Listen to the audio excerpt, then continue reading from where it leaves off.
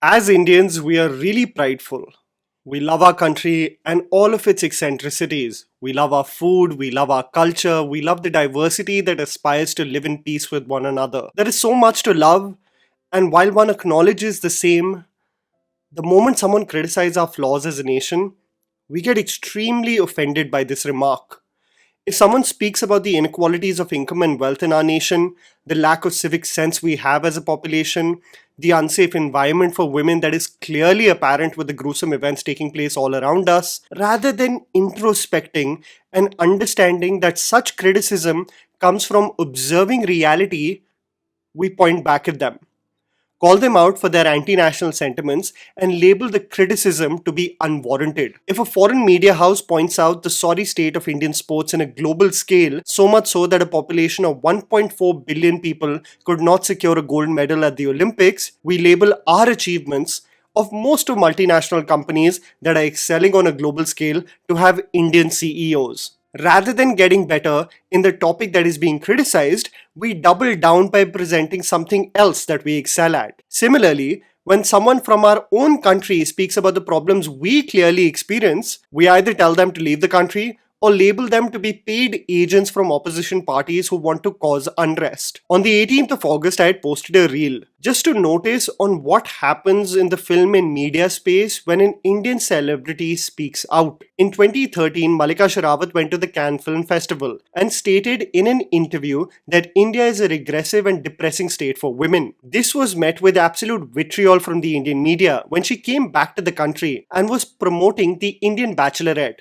an Indian reality matchmaking TV show. Why do you think Indian society is regressive for women? I'll tell you exactly why. This is my point of view. With female feticide, infanticide happening on almost a daily basis, with making the headlines of every newspaper with honor. Today I read in the paper, according to UNFPA, 40% of Indian women, 40% are married below the age of 18.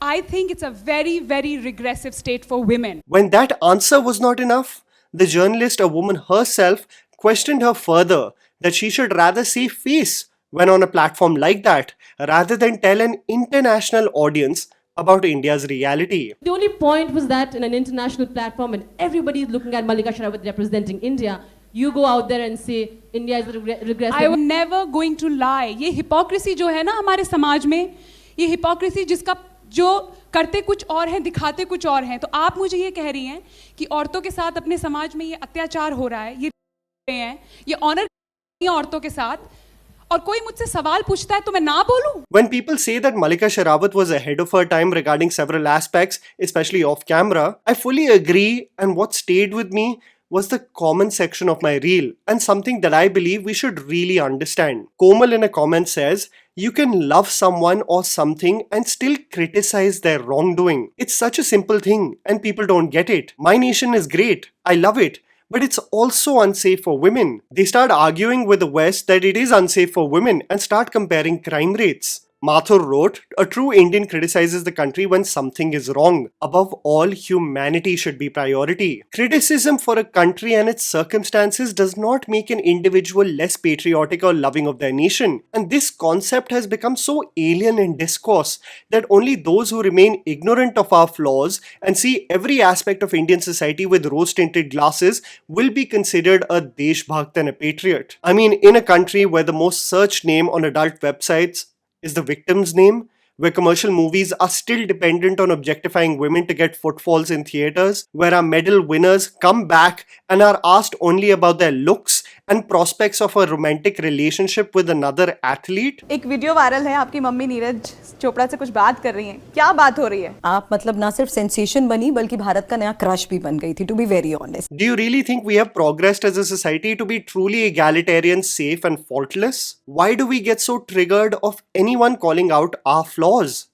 This made me think about several instances where our issues as a majorly regressive society have been in full display, in direct correlation to Indian celebrities. Even instances when actors have called out the same, how they have been shamed and criticized for speaking out their mind. You see the instance in 2016 when Parvathy from the Malayalam film industry called out Mammootty's film Kasaba for its terrible portrayal of a lead hero holding his superior's waist and threatening to do something that will make it tough for her to walk. All presented as a mass badass scene for the hero. I was definitely disappointed to watch an actor par excellence, whom many films of his have watched, who happened to say certain dialogues which were not only derogatory but most saddening to a woman in a scene. She received vicious threats on online forums, all because a male star was being criticized. The objectivity of the scene went out of the window because a demigod in their eyes was being called out. The Kasaba director took to the film's official Facebook page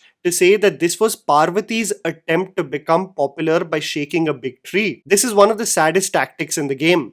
When someone genuinely points out a problem, everyone dismisses it as either wanting publicity or being jealous of one's success. No one reacts to the content being spoken about, but the assumed intention behind the person. When you look at the Women in Cinema Collective, 7 years after its formation, the Hema Committee and its report finally got released that speaks about several disturbing elements of the Malayalam film industry and the terrible circumstances women have undergone. As many portions of the findings have been redacted, the big wigs still not have been named, who might be responsible for such a terrible nexus existing within the industry. So it, while being monumental, does so little too. It, however, just tells you the problems persist and thrive in an industry that otherwise prides itself with some of the most progressive and compelling cinema. I will never forget the roundtable discussion among women in Bollywood in 2018, when the Me Too movement was at its peak and several powerful filmmakers and actors were being called out for their terrible actions. Rani Mukherjee deemed it fit that equipping women by being physically capable is enough. In a situation like that, they should make sure that the man suffers right there and then. Like either kick him between his legs or give him a jhapad of his lifetime, that he remembers that ye ladki ne mara tha, and it makes him fearful that he will not do it to the ladies here forth. But the other actors, specifically Deepika Padukone and Anushka Sharma, stated that it's far more complicated than that one-stop solution, especially referencing how this is still reflective of the regressive notion again that points the blame on the victim rather than the perpetrators. Unfortunately, there are women who are not constructed like that. They feel cornered. But exactly, so those are the women that we need to talk to and tell them that, yeah, you guys need to change. But then that's again about talking about like what women need to change. This especially goes out of hand when Rani references mothers raising their kids being the problem. You cannot go and tell hundreds of mothers out there how they have to bring up their children, because it happens right there. It is women who are making these boys who are doing this. This reminds me of the statement given by Justin Baldoni, actor and director of the recently released It Ends With Us. The only person who during the entire marketing of the film actually took the topic the book is based on seriously and stated this in the case such as DV. The question that's always asked is, why did she stay? And that's the wrong question. Yeah. What we need to be asking ourselves is, why do men harm? On another topic, I think there is something extremely disturbing about the kind of humor that has become mainstream on social media these days, all under the guise of being dank and dark. The character that has become hugely popular in funny memes lately is Mahesh Manjrekar's character in Wanted, S.I. Daulat Talpade, a man whose sole intention is to harass Aisha Takia in the film. His line, "Chalti phirti hai," with the sleazy BGM playing in the background, is transformed into several funny memes. A character with no redemption, no comedic angle, a man who is solely making the life of a woman in a movie a living hell, is suddenly the poster child of funny memes. I think there is something deeply dark about a subset of Indian culture where Manu Bakar, while in the pursuit of getting medals for our country, is not lauded for her technical prowess, but is made the central figure of fan edits where the caption is that she is better than hundreds of Bollywood actors. This is a sign of a population that is chronically online and is not understanding the deep psychological impact the saturation of stimulus is doing to their brain. I know I might be sounding like a boomer lecturer here, but it's something to deeply consider and introspect about. This takes me back to the iconic interview of Smita Patil, where she speaks about the content of her film Chakra, that is about a village girl, and is not sleazy in any way, but the marketing team of the film has to sell the same movie. Hence, the posters seem to provide a different picture than what the film is really about. Indian Hindustan के audience का एक शायद ये नहीं भी होगा, लेकिन ये बात उन पर फोर्स की गई है कि देखिए जी, इसमें है, इसमें तो आधे नंगे शरीर है औरतों की, तो आप फिल्म देखने के लिए आई है।